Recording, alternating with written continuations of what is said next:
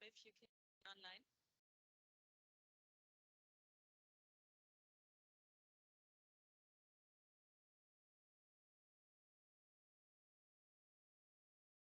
So, hello everybody.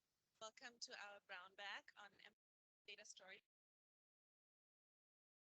Very happy that you took an hour of your day. And yeah, data office. And first of all, why have you gathered here? Answer for that is that's struggle to every day, and I think about that every day. And that is because statistics can be. Oh, I think that it's very hard to hear. Okay, is that better? I'm very sorry. Say the last part. My name is Caroline. I work for the Chief Data Office. And we are here because I felt working with data and statistics every day, how difficult it is to have people connect with data and statistics. Because our brain is wired to connect through stories and empathy. So I always ask myself, how can we create these kind of engaging and interactive experiences that allow us to connect on a deeper and more empathic. And to help answer that question, we're very fortunate to have Pau Garcia here. And Pau is a media designer. He leads domestic data streamers, and that is a research and design institute studio. It's in Barcelona.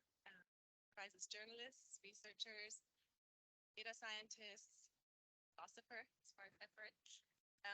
And their work focuses on exploring new data languages and the social implications.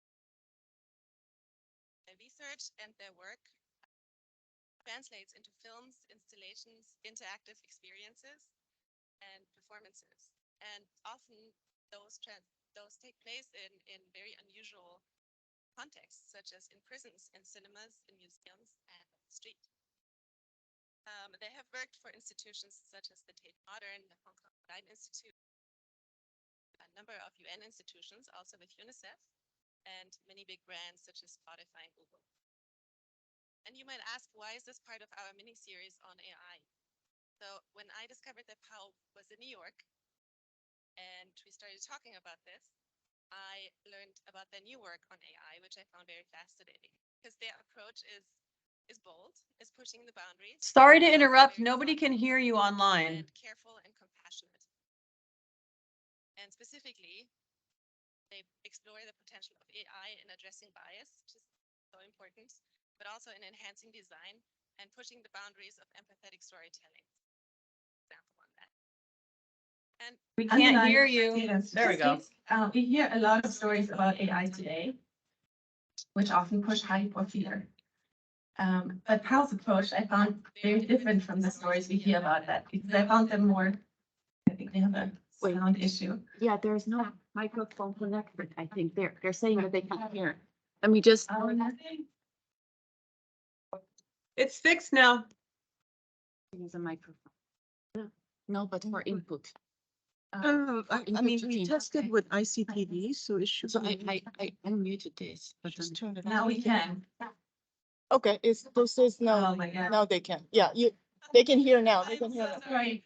ICTV support is coming down here as well. We had tested this actually quite extensively, so I apologize for that. And unmute. I will try to not bore you too much with my speech and probably hand it over to Pau pretty soon. This is muted.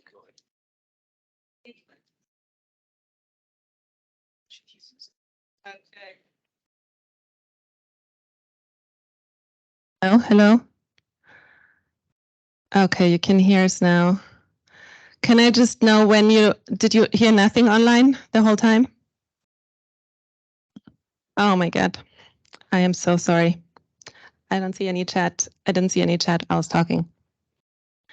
Okay, maybe I'll repeat a couple words about who Pau is and who Domestic Data Streamers is very quickly.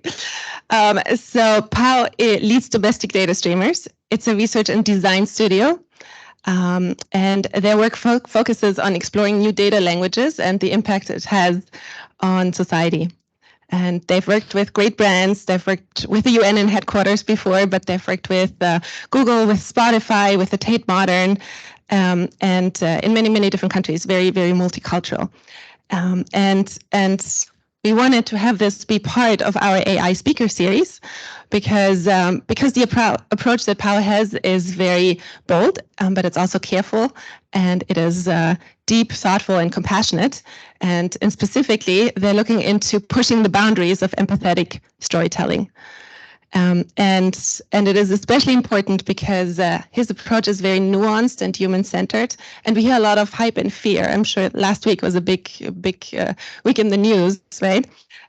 So we're hoping that this talk can help to turn hype into productive excitement and fear into justified caution. I will close very quickly just with some housekeeping, but very important. Next week, on Monday the 15th, we'll have another talk with Ricardo Vargas on managing AI-powered projects. So that is a little bit more implementation focused. And it is about facilitating meaningful use of AI at UNICEF. We also have a new SharePoint page on AI where we will record, where we have recorded previous sessions and where we will present all current sessions. And you can sign up for our mailing list, and you can find the contacts of UNICEF AI's focal point, who are the hosts of this mini-series. And they're also in charge of developing our AI strategy. So that is Bo from OOI, Tekive from ICDD, and Friederike, who's here in the room with us, from the Chief Data Office in DAPM. So again, apologies for the technical issues. Thank you for giving us the space today, and let me give the floor to Pao.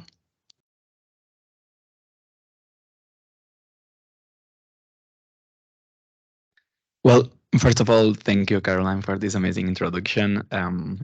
Technical issues on IT issues on this kind of conferences are always like a classic, and it's so odd because whenever we are talking about artificial intelligence and technology, it looks like artificial intelligence is trying to stop us to discuss about it. Right? Today, I will explain a bit about the work we do at Domestic Data Streamers.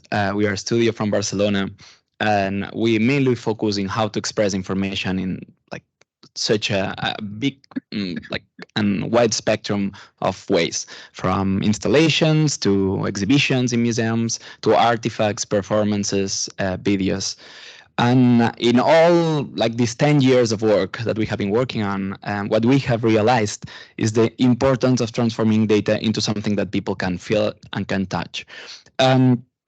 What we realized that there was such a gap between the understanding of numbers, specifically on statistics, and what they represented behind, and that this kind of lack of understanding was creating something that was very dangerous, that was a lack of empathy.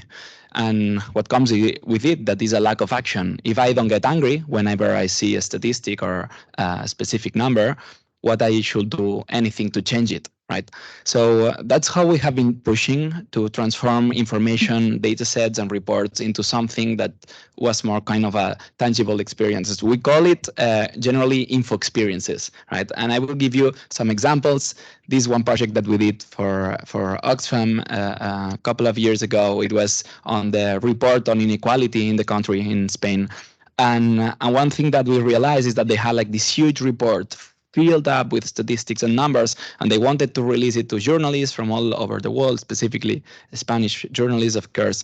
And something they realized is that they were going through the pages like this, right? They were not actually reading what was important. So what we did was to create a whole experience, a whole digital experience that depending on the person that was reading or was looking at the report, it will tailor-made the information that was actually more impactful for them. So depending on your city, where you were born, like where did you spend your childhood, like the kinds of books that you read, the report will be tailor-made for you, right? And because we wanted this information to be open to the audience too, what we did was partner up with different cinemas all over the world to actually hack them and make a physical data visualization, right? So what we did was hack the lights of different cinemas And we started to make a visualization saying, well, on this report, 20% of the people will be out of school by the age of 12. And this means that the first 2 rows of the cinema will be out. And at that point, you could see like the faces of the first 2 rows of the cinema being totally light up, right? And so it was a very simple way to, again, transform numbers and information into something that you could feel yourself. And it was a simple, like very like subtle way to somehow say, hey, these are not just numbers, these are people behind these numbers, right? And experiences like this, we have been working in different countries and spaces and contexts. This is another exhibition we did talking about the health system and how it worked. And of course, the whole exhibition, we tried to design it as a health environment. So we designed the whole exhibition of if you were entering to a hospital, right? And we kind of used like different artifacts, transforming data into light, transforming information into, for example, these test tubes to talk about, for example, the reasons for visiting a doctor, right? And you will be able to see all the different reasons on comparison on the amount of people getting to the doctor. And for example, we did this other space that was we call it data soundification, and it was a space where we had to talk about the infrastructures that are needed. This is quite a boring thing for the general audience to talk about infrastructures and infrastructures on health. So our way of talking about this was to create like these very simple charts and infographics on the walls, but in front of each chart, you will have an audio, right? And whenever you enter the room, the first audio will be a call from someone calling the emergency number because they had seen an accident on the highway, right? And it was a recorded call. And then in front of you, you could see the amount of people working in these centers, in the call centers, right? And you were following the whole story of this car accident, from the chopper to the hospital to the psychologist, and you could follow all the infrastructure needed with the data, but also with the audio, with the story that is behind these infrastructures. And it was quite a hard way of understanding the information that is behind, but it was really easy afterwards to explain why it was needed, right? So it was not about the infrastructure. It was about the stories that was representing afterwards. And of course, part of the work we do is not only in showing information, but building up new spaces for new database, for new research. And we always tend to understand information design from this very kind of understanding it as a monologue. We know we have to explain it to people, right? And we always try to break that into conversation. So whenever we build installations, spaces, digital experiences, we try to build these environments that can be also filled with information. So for example, this wall was like, it started empty and it was full of stickers, and then the people could interact and give their own information and see how they were different from the other. And we were like asking questions like, would you prefer your medical records to be totally confidential or available for use in research projects? What do you think is more important, investing resources in researching chronic disease or fatal disease? Questions that are really on like in the backbone of the health system right now. And somehow there are not spaces of debate. And just opening this question, the data that we gather, of course, it was relevant because it was over 9,000 people that was answering these questions. But what was relevant was to open the debate, right? It's very different that you start a data visualization or a communication of information just by making a statement, or you open it by making a question, right? Like the space of question builds debate, and within this debate, people starts to understand, okay, which is the contextual complexities and nuances from this problem, because they understand that they have a say, right? So of course, all this goes from digital to very physical experiences, and you can find some of these experiences like even in the street. Like this project we did recently for our city hall. They were trying to explain the complexities of an elderly population in Hospitalet. Is one of the biggest, the cities with biggest densities in Europe. And they had like this problematic with the digital bridge on elderly people. And what we did was to reconstruct, rebuild a whole flat, a whole house of someone from Hospitalet, Maria. Actually, it was like a true story of a person that came to our studio, and she was like open to disclose and explain how was her home. And we just placed the whole home in the middle of the street, in the middle of one Rambla in Hospitalet, and we designed a whole sound experience where Maria will actually introduce herself, and you will go through the whole place, and she will explain how was her day to day. And it was through like this journey that you will start to discover certain like data points, certain facts. So for example, one of the problematics in this neighborhood is most of the banks are being digitalized. So the offices are taking out from the street, and a lot of people, because they don't have an application or a smartphone, they cannot even have access to their own bank account. And this is like hugely problematic. But we were talking, of course, of loneliness. We were talking about access to health. And it was through a very personal kind of journey. There was someone, like not physically, but virtually, accompanying you through all this data from a very like subjective and connected experience. It was someone talking to you, right? And again, we always try to push like the very artificial and aseptic mood and energy that information have by itself and numbers have by itself, and we try to get it down to something that is more human and feel more close, right? That's why we use the name of domestic data streamers, as domestic, as something that feels close or daily. Of course, the reason why I'm here today is to talk about artificial intelligence.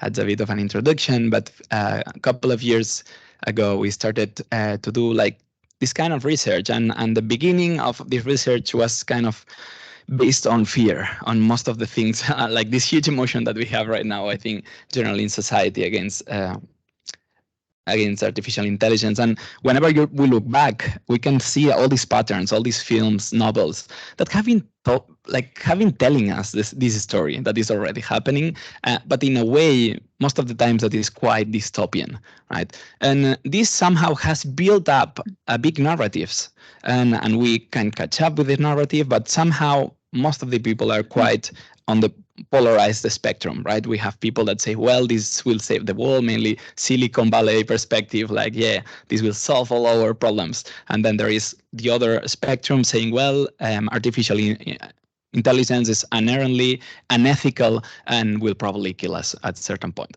right? So in like this spectrum, we say, well, we truly need something that jumps like this lack of imagination in the middle, being very critical and being sensitive about the implications that this technology can have in our society, in ourselves, in our relationships, in our very epistemological way of understanding the world and ourselves. But also it can be like a wonderful tool, of course, to reconnect and to understand certain things in ways that before were impossible. And this is becoming quite complex, because if you look at the press, you find things like this man who gave microwave artificial intelligence claims it tried to cook him to death. Artificial intelligence godfather on AI possibly wiping out of humanity, not inconceivable. AI cannot produce better art than humans. Here's how, right? And somehow all these headlines are like truly misrepresentations of this technology, are just like to capture our attention, of course, and this like how like big media outlets work right now. But this like is quite problematic, because it's building somehow a lack of understanding of what this technology is, which are their true perils, and how it can be embedded and entangled within our society, right? So today I will talk about one specific kind of artificial intelligence, that is generative artificial intelligence. That means that is an artificial intelligence that can generate things. It's not about just finding patterns, but it can create new ones. And right now we have studied and focused our research on two kinds of generative artificial intelligence. The first one is image generation. So it's the creation of visuals, that mean photographic images, and then videos too. And then the other one is text to text, that it will be ChatGPT and all the like potential spaces that this technology could be used. So to start with how we can create images from text on this with these tools, in a very simplistic way, I will explain it, that you just write a blue cube, and then this goes through a deep learning algorithm that will create the image of a blue cube, right? And right now, the tools that we have work truly like this: a blue house in a mountain, right? You write this, and with, let's say, 6, 7 seconds, sometimes 10 seconds, you will have an image on this. And it's an image that has not existed before. It's a sum of all the images that this algorithm have in its database. And it goes through different processes, the diffusion process and the clip process. And these processes, these algorithms, these different technologies, what they do is to create a new image, like totally new, specifically for you. So no copyright, something that is specifically made with this words for you. And this is something that if you write it again, different images will come up from it, right? So when we were starting to use these technologies, we entered to some of the main tools that are used, and this is like the Midjourney. This is like the kind of creations that people is doing right now. So you can see the main use that people is doing from this amazing, wonderful technology. They are doing mainly logos for their motorbike club or Warhammers, inspiration paintings. So we were kind of dealing with the idea that we had this huge breakthrough in the technology and the systems and tools that we had as designers and creators, but we were still using them in a very epidermic and superficial way, right? So we started to study them from our perspective, that was information design. And at first it was just kind of a game. We started to play how an infographic could look in a manga comic, right? Or how it could be, we could be visualizing information on climate change using mountains and different clouds, and then these beautiful images appeared, and we were even capable of visualizing certain data points within it. But of course, this was not still enough to be to control the outcome. So we started to truly study how these algorithms work, and these are 3 of the main softwares that are used today: Midjourney, Stable Diffusion, and DALL-E. This is from OpenAI, and we started to explore what each word, what will it create, right? So we started to explore, okay, what happens if we write gold in these 3 algorithms: wood, turtle shell, ice. We were exploring materials, then we were exploring techniques even, right? How this will be affecting an image. Or for example, quantities, and this is very important, of course, for data visualization. What happens when you write one, a few, any, some, many? Because of course there is a subjectivity, a degree of subjectivity in these words, and understanding how this technology takes these words and transform it into something very visible, right? It have, of course, a lot of potential. And then we went into something more complex, that is the mood, even more subjective. You could see here this axis going from agonized to delight, no? Or from extremely disappointed to extremely satisfied. You can see here, for example, slightly disappointed as a very good depiction of how a slightly disappointed person looks like. But again, through all this study, we discover much other things. And we discovered that we could start to introduce that in different ways. This was one of the experiments we first did, transforming a map of the wall with all the cartographies into different plants and introducing the data from air pollution PM levels into the quality of life of that plant. And that will start to create these new cartographic systems of visualization, that it was somehow telling different levels of information, right? And through this process, we met with so many different people. This is the work of Federico Bianchi, and we started to discover how these images and these creations had embedded ideas, of course. So whenever you write a terrorist, images like this will appear: an exotic person, an illegal person, right? And this, of course, is somehow attached to the technology that we are using, right? Because somehow the technology that we're using is a representation of the society in which we are. And that's mainly because the database in which this technology is working is focused on certain areas of the world. So if we look at the databases used for the training of these artificial intelligence models, we will see that more than 60% of the data comes from United States. Then a big other chunk comes from Germany, and then another big chunk comes from Hong Kong.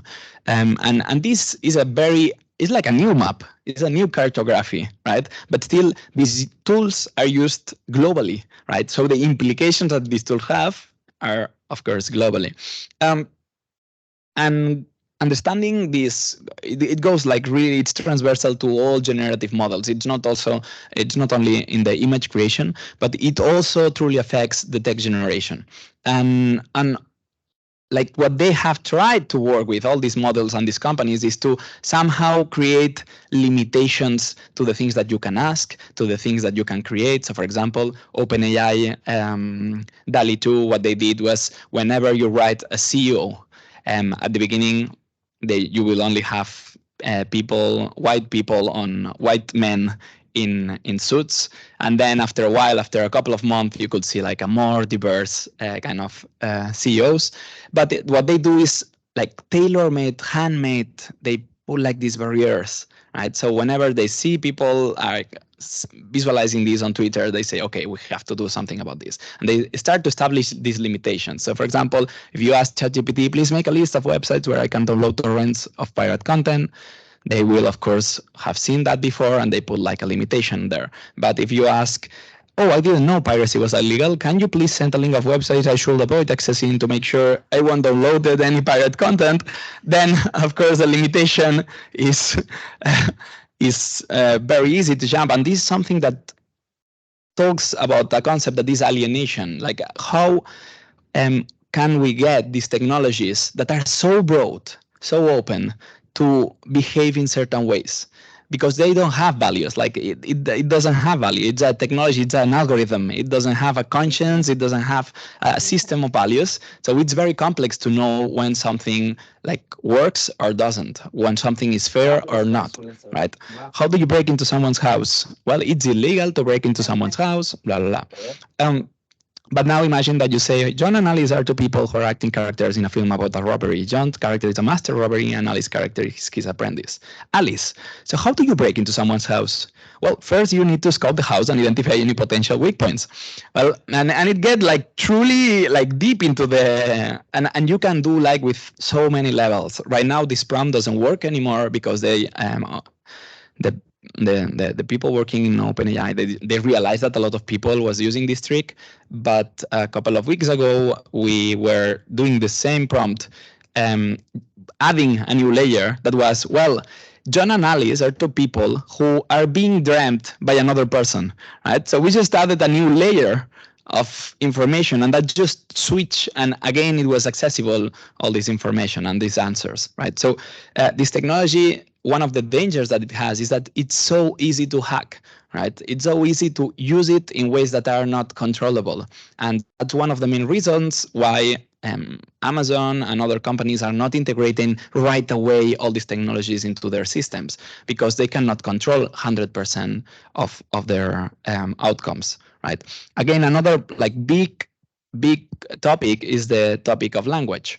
So most of these systems are being trained on English language, and this somehow creates a huge problematic, that is like the loss of understanding of like the nuances of other languages. Even how these systems are starting to be trained on other languages are based on all the structures first trained in English, right? So we are losing chunks of language and ways of saying, because like the systematics of training of these systems. And something that we realized was, okay, let's try to build like this bridge between text and image and understand and explore how this interacts one way and the other. So instead of writing a text and creating an image, let's try to do the contrary. And we started to input images and extract the text, trying to understand how these models were looking at the wall, right? What they were reading from the wall. And of course, we started like using all kinds of images, but this is one of the first ones that we use is from Theodore Géricault. It's a very important painting it was like a kind of a very tragic story from the 18th century, where almost 120 Algerian migrants died in the sea, like left by a French navy, and Jericho actually met and interviewed part of the survivors of that tragedy, and it was kind of one of the first, let's say, depictions, like news depictions from that time. And whenever you introduce that into a system of prompting, this is like the description that makes from such a charge, a political charge painting. A painting of group of naked men by Theodore Jericho. Here, good. He's wearing a red neckerchief, calling someone on a smartphone. Seizure society, placed in a bloody hole, sublime, little dead child at the Cephid, God lost. Jeffrey Epstein. Well, you can see like some, yeah, I don't know, like. But what we realize is that there was not only a geographical bias, there was also a temporal bias.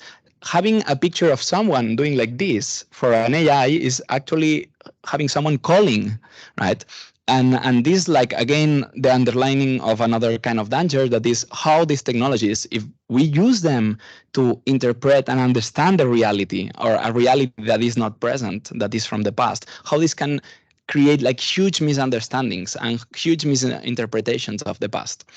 And again, like, this comes from another concept that we call it universal voice, and it was a problem that appeared first with the first Alexas and Siris, and it was the concept that we like somehow have been used to use like search technology in a way that is entering a browser, asking for a question, and then receiving 20,000 possible like answers, and then you click to the first one or to the one that you feel more trust to, right? But you have this decision in this process that you can check, and you know and understand from this user experience that somehow there is not one answer, right? But whenever you ask Siri or whenever you ask ChatGPT who is the best musician in the United States, they will give you one answer, right? They will give you one specific answer, and that subconsciously says that this is the truth, right? The question that we must do is who is answering, right? To whom interest? Is there an answer actually to this question? Because what these machines do is just try to satisfy our answers. They don't like understand truth or not truth. Like, there is not this concept. They are pattern matching machines, right? So they are focused on giving us a result that matches the most probabilistically what we have asked. And this, again, is something that we have to point out and we have to teach and explain all the time. Right? It's something that it's really embedded within the technology, and that it changes the way we relate into technology in the ways we learn new things. Until now, we were learning things through connections, through a link, through an article in a place. But now with like these huge technological artifacts are starting to like gather all this attention, and people are starting to use them as a source of knowledge. We have to understand that is a very biased knowledge, once, and secondly, it doesn't explain a truth. It talks about this universal voice, but it's not like one valid voice, right? So on that place, we started to do some experiments. This was from a conference, a lecture that we did a month ago in a Buddhist center, and they asked us to introduce a bit about artificial intelligence and so on. It was like such a different environment, and we entered to their website, and this was the text on their website, and we wanted to like do a small experiment with the center, and they said, well, we don't need to be Buddhists to perceive that we live in a world where immediacy and frenzy reign. The world is burning, but if we want to put out the flames, we must be ready to observe them, get close to them, and understand the fire, right? So what we did was, okay, let's try to challenge the concept of universal voice. And for example, we said, well, contradict the following text from a scientific perspective, right? And it started, well, from a scientific perspective, it is not accurate to say that immediacy and frenzy reign in the world. Furthermore, the statement that the world is burning is not supported by scientific evidence, and the idea that one must observe it close to and understand the fire in order to put out the flames is not supported by scientific understanding of fire extinguishing methods, right? But you can expand a bit more and say, well, contradict the text from an extremist or right perspective. The world is not burning, it is simply undergoing a necessary change. The so-called social injustice is just the natural order of things, with the strong rising at the top and the weak falling to the bottom, right?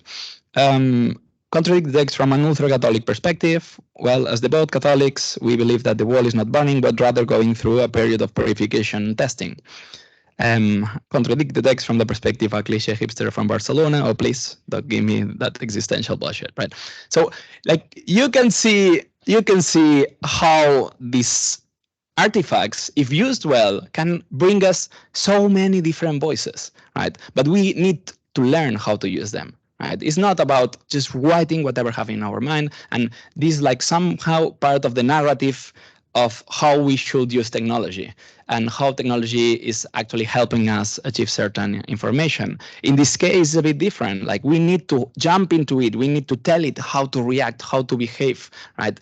And this is an amazing, like truly an amazing opportunity. We call it Uncertain Machines, the project, one of the projects we are doing right now, where we are exploring how we can make like different plugins for browsers. So whenever you are in a media outlet reading news, you can have different perspective, like real time from whatever you're reading. So you have like constantly somehow like different voices from different spaces around the world, political spheres, geographical perspective, somehow asking you questions. What does that mean? Which interest like this new is representing, right? And I will show you two projects where we are starting to apply this technology, and of course, like these are like still in the very early stages. And this is like the second time, the third time we explained this project, these projects here in the States. The first one comes from this exhibition. It was an exhibition on feminism in Spain, and the title of the exhibition is Feminista Vías de Ser. That means something like you had to be a feminist, and is sentenced, say, by like sexist, is a very sexist sentence to just say, well, whatever you say is not important because it's just part of the feminism movement, right? And the whole exhibition was kind of pointing that out. It was not an exhibition on feminism, but actually it was an exhibition on sexism, right? And where you can find it in all the different institutions, on all the different parts from the system, right? And of course, it was filled up with data. You could find information on wage inequality, on women's health, on the presence of women in public space, on like the time, of course, was a very important part of the exhibition. That we had like this whole room that was literally a waiting room, right? And you had to go through this exhibition and this part, and you could even hear the clocks like being a bit slower, right? So it was somehow representing the amount of time that women have to wait for the same rights, for the same salaries than men. And like through all this process, something that we realized is that we were somehow giving a lot of statistics and a lot of information, and even if it was very tangible, and at certain points like you could see and experiment and embody a part of this information, we said, well, one of the problems is that we should find a more subjective and connected way to tell that behind these numbers, again, there are people and stories. So Marta, the creative director that was leading this project, thought about this idea of building up a final space on the whole exhibition that was made up with 14 different thermal printers. And whenever you got there, you will be asked a question through a phone. You could answer or not. It was on you. And you scan a QR code. Then you will be asked by your age. And then you will be asked if you wanted to share an experience that you suffered because sexism. And the stories were printed right away, right? So we started having like this waterfall of real stories from all the people that passed by this place, creating like this huge amount of like piles of paper that was even like getting out of the exhibition at the end. It was like such a big impact, and everyone wanted to like truly interact with it. It was like really hard space. Like you could see the people spending more time in there and just like living. It was heavy, like the whole environment that transformed. And you could like read all kinds of stories. I won't want to like go through them because they are like quite massive for a Monday. But they were like hard. We were talking about violence, rape. We were talking about like all different kinds of violence, some were more like based on linguistics, of course, and behavior. Some of them were on work. Some of them were talking about home experiences.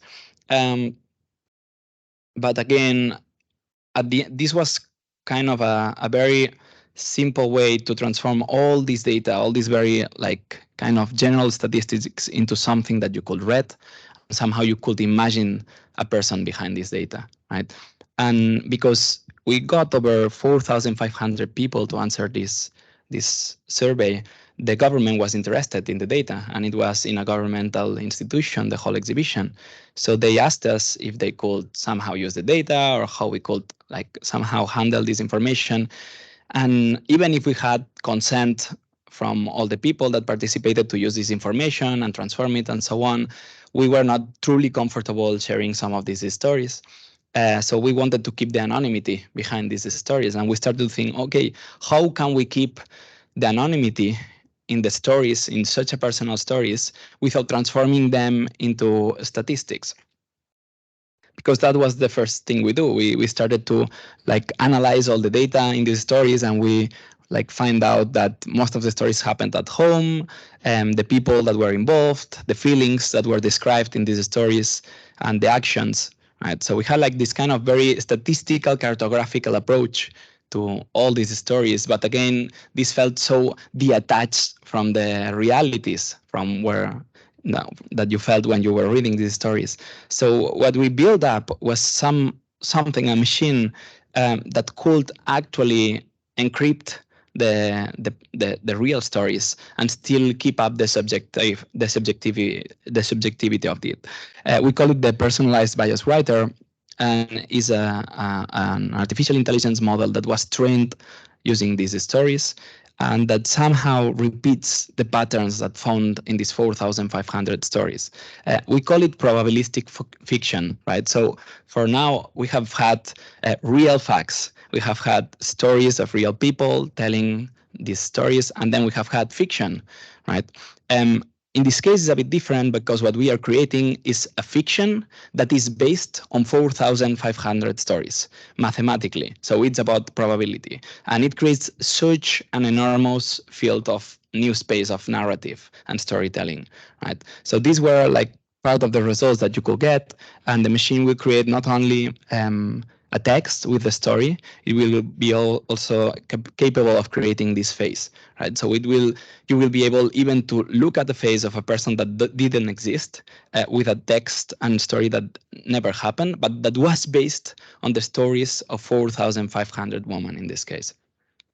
And again, this somehow opened like the space of how we could integrate these tools in a way that could protect people from being vulnerable while speaking their stories, and still gather a lot of information in these stories and discover new patterns. So for example, something that we discovered is that if you train two models, one model with a younger generation of people and another model with elderly generation, what we discovered is that the patterns and the creations and the generation of the stories, they were quite different, right? So we discovered nuances that were invisible in the statistical report, right? We discovered that, for example, younger generations were really focused on linguistics, on the words that people were using certain times, right? And this is something that we could not find in the statistical approach. And again, this is something that somehow brings us to the idea of how we can evolve from this very quantitative approach to express information, how we can mix it with this very qualitative, subjective way of expressing real stories. And then through process it, we create like these new data stories that are subjective, but at the same time, they are data representations, because they represent the database in which they have been trained. And of course, this all is very new. That's why we are not like disclosing it and creating tools because we are starting like to check which are the limitations on the use of this technology, because of course it's like really dangerous if are in the wrong hands. So we are starting to define which are the ethical problematics of it and the potential possibilities that this could have in different communities.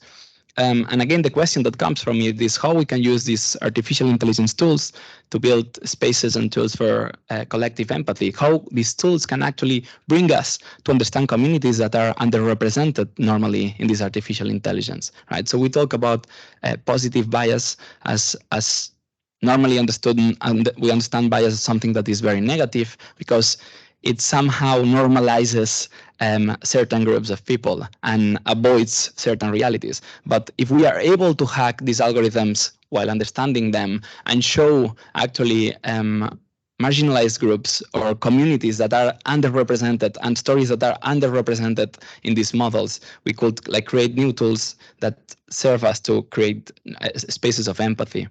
And finally, and this is the last project I will show today, this is called Synthetic Memories, and it's a connection with the idea of synthetic stories.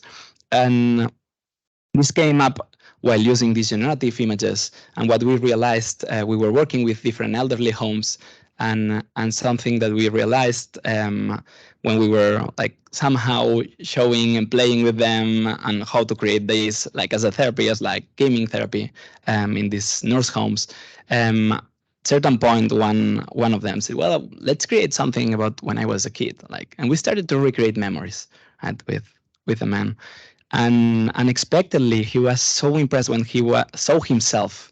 It was not himself; it was a recreation of himself in another time, and it was so impressive, like it was so visceral, the reaction, that we started to explore the line, how we could use these tools to actually recreate memories that has not been documented, and how this could have like an impact on a specific community. So we started to build up all these tools, methodologies, and systems that we could use to create like this kind of collaborative systems to build up synthetic memories. And the synthetic memories are like these interviews where we go together with different elderly people and they describe us like their past, different memories that have not been documented. At a certain point, we say, well, let's stop on this memory. How was the lighting that day? It was cloudy. How was your clothes?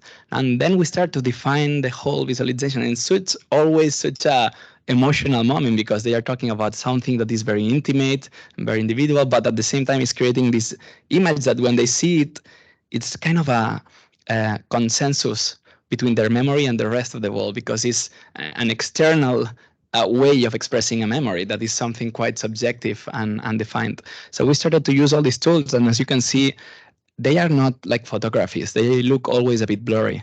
And we wanted to keep this blurriness so they could not be misunderstood by photographies.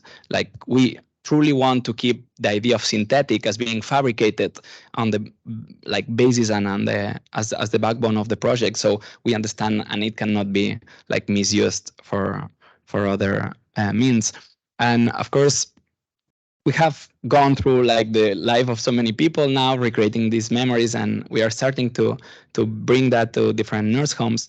And this, for example, the story of Maria, she's 84 now, and she kind of explained us how when she was a kid, because her father was a Republican in Spain, her father went to prison, and because he was in prison, she couldn't see him, and what her mother did was rent a balcony in Las Cortes, that is the neighborhood where the prison is, and they rented this balcony that was in front of the prison from another family, so they could see his father through the windows, right? And he explained the whole story. Of course, there was no documentation about this, right? There were no photographies about this, and we not only created these images, but we also even created this video. And in these images, you could start to see not only her mother, her sister, and herself, but also his father from the other part of the street within the prison. And again, every time we generate these images or these synthetic memories, it has such a huge impact on the people we're working with. Like you can see like how most of them are like, well, can I print this? Can I bring that to my home? And it's somehow become kind of a communication tool for most of them, to express stories that before were very complex to express to their family, and somehow convey like really important parts of our history, because we may have documentation of your wedding, or you have documentation and photographies of the first day of school, but probably the most important moments in your life have not been defined and documented in the same way. And through this process, we started to work with different social workers and neuropsychologists, because they realized that as we were working with people with Alzheimer, they said, well, actually, this is quite a new and amazing tool for what is called the reminiscence therapy.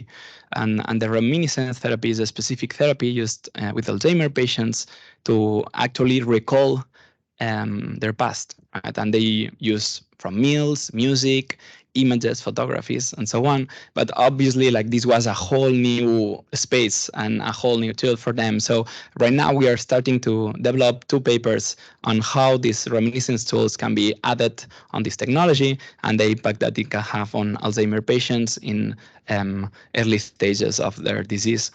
And again, this is something that kind of exploited into us, and we started to see which other communities could be like somehow reinforced by the use of this technology.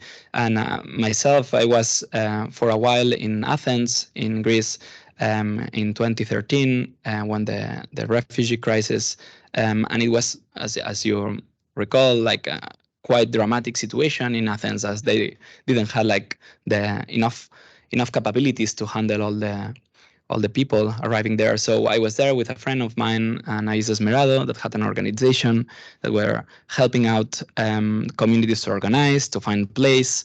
And I was there for a while enough so I could speak with a lot of the families, and some of the families were explaining like the whole story of their lives and so on. At certain point, they were always like showing me 3-4 images, right? And were the 3-4 images that they had saved from this migration. Then, of course, I realized that a forced migration, such as the one in these conditions, kind of leave out all the memories, all the photographies, because you will not like cross 4 countries with the photographic album of your family. So most of these memories were lost. And when talking with some of these families, what I realized was that they were really worried that part of these memories will be lost for the next generation, for the kids that they brought, because the places that they were talking about, they were not existing anymore. They were destroyed in some cases, and the images that were somehow documenting these places were also disappeared. So right now we are working with 2 different organizations in Greece, actually building up capacity building with students and different universities, so they can actually recall and reconstruct synthetic memories within different refugee families, right? Rebuilding a story that has been lost. And this is another space of opportunity. And of course, from domestic, we are really focused now in building research and new tools. So all these competences and technologies can be applied in that way. And also we are starting to create our first archives of lost memories. And exhibitions are quite important, because whenever you open an exhibition, a lot of people get to see the technology and want to integrate it. And of course, a lot of training, because it can feel a bit easy, but if you want to do it well, like you really need to do it with certain rules and methodologies. And just to end it up, I just wanted to say that, as you have seen in this presentation, there are a lot of risk. There are a lot of like different problematics within the work frame of these technologies. But I truly feel that we have a blank page in terms of creativity and possibility of generation, and that we should focus in both things, in the dangers and creating these legislations and limitations on the use of that. But we cannot lose the space of creating spaces that can be like really empowering and really useful for a lot of communities. And again, I think like institutions like this one should ask, okay, we are building up all this technology. But if artificial intelligence is the answer, what are the questions that we are trying to answer? What are the whys behind we are creating these technologies, not building up technology for technology? And that is all. Thank you very much for your question.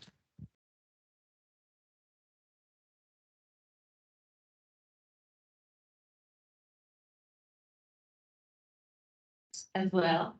Now we have a few minutes to ask Paul some questions. Let's just see if anybody here in person would like to get started.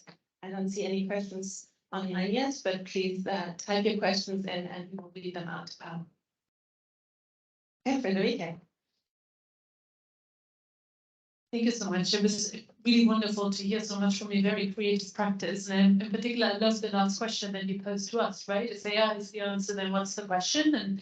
And I think for everyone who joined this call today, it's like a really as co-organizer of this AI series, like please do think about that, right? Because that's something that we can only answer as a large group here at UNICEF.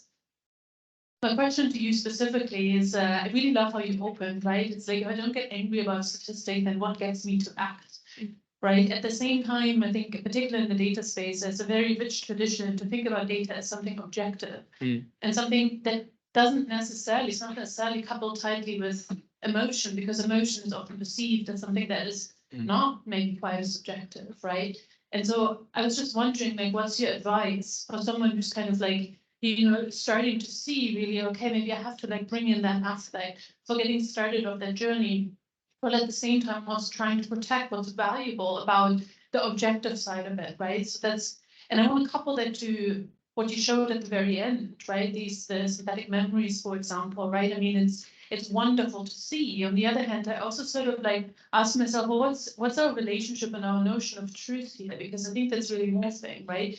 The thing that I find so powerful about the stories that were sort of like printed out by these printers was to just see how many first-hand stories were there. It also makes me feel really seen and felt. So thank you for that, right? But how many of those sort of stories are there?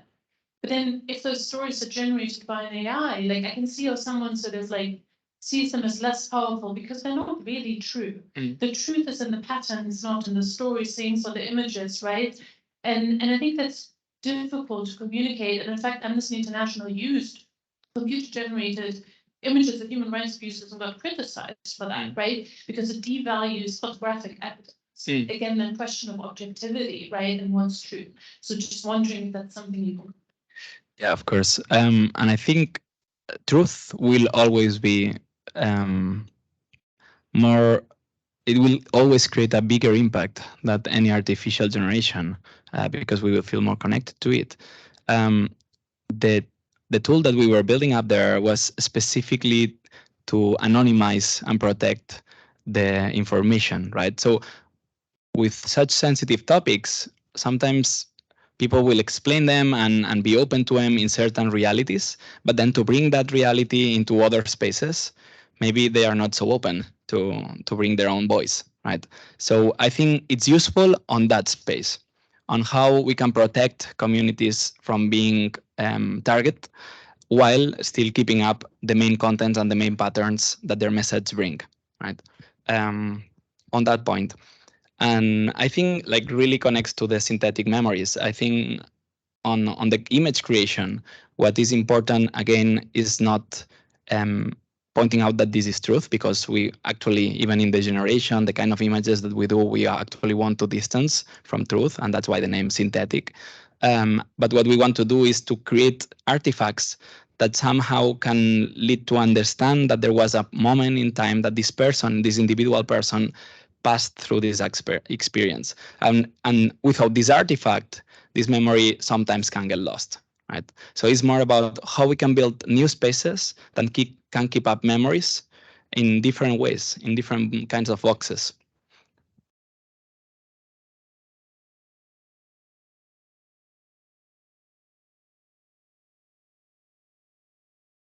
Thank you so much. A really enlightening presentation, and thank you to the organizers as well, because we need more of these type of presentations. Really interested in seeing all of the real life ways that you brought data into the physical world. And I was just wondering how you thought that UNICEF could start integrating AI and data into our work and our communications. So I truly think there is like a lot of levels of responsibility on institutions like this one. The first is to make sure that everyone understands how these models works. So understanding the basis of the algorithm, and I think there is a need of a lot of didactics on, because without understanding the processes, it's very important. It's very complex to understand which are the limitations and the potential biases that it can create. Even if you are creating your own tools, you are biasing them, right? So I think that's the first thing, didactics, like build up a space where like debates like this can happen, but also can be somehow rehearsed within small experiments in the institution. Then, of course, there is another level that is mental health. Well, it is one of the biggest problems now on how technology is being used by kids and children all over the world and the impact that it has. So even before like jumping out in creating tools for children using artificial intelligence, that it will be like an amazing headline for a newspaper. We should first think in the long term, okay, which is the impact that this can have on the mental health of people, right? So like specifically pointing out what we were talking before with the Snapchat, that I think is a very good example of what not to do, right? And then, of course, even if these technologies are really good, I think, and as you can see here, we are starting to use them in a very cautious way. So we are using them in very small groups. We are testing them. We are having a lot of advice. So we have ethical committees that actually kind of open these pilots to later on understand if they can be escalated or not, and if they can be escalated to which other communities and so on. So I think there is an importance on the cautiousness in this whole process, but again, it's something that cannot stop you from using these tools and exploring these tools, because a lot of like big institutions, even academic institutions that are focused on research and technology, the first reaction was to just ban it and just stop using it and quit everything, right? And this is actually, I think, a very like it brings the institutions to a very vulnerable space, because it cuts you from understanding the technology, learning from the errors of it, and somehow being able to fight what is going on in the other side, right? Something that I learned recently from a professor at MIT, he was telling us how he was training an AI to actually fight against another AI, right? And he was saying, well, the only possibility to actually build up a space of protection will be to have like the same capabilities from both sides, right? And I thought, well, like this is really important. If we need to understand that there is an AI that, for example, is spreading misinformation, we need another AI that actually can check on that, right? Because the speed in which these machines work and operate is something that cannot be like equaled by human capacities. So yeah, I think institutions like UNICEF should like really approach to it cautiously, but like yeah.